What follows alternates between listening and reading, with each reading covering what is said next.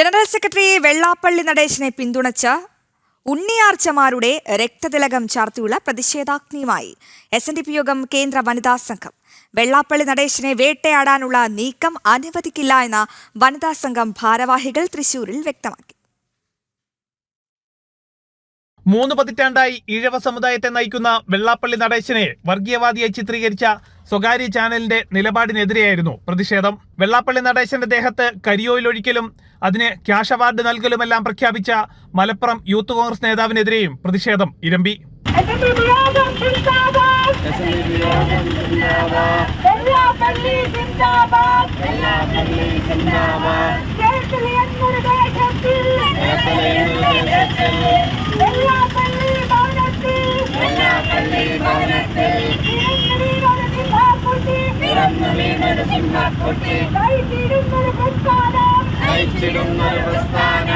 സാമൂഹ്യ അനീതികൾക്കെതിരെ പോരാടുമ്പോൾ ചില അപ്രിയ സത്യങ്ങൾ തുറന്നു പറയേണ്ടി വരും.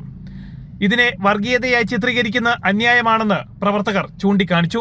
വിരൽത്തുമ്പിലെ രക്തത്തുള്ളികൾ തിലകം ചാർത്തി ചോര കൊടുത്തും നീര് കൊടുത്തും കവചം തീർക്കുമെന്ന് പ്രതിജ്ഞ ചെയ്തും ഐക്യദാർഢ്യം പ്രഖ്യാപിച്ചും മുദ്രാവാക്യം വിളിച്ചുമായിരുന്നു പ്രതിഷേധം.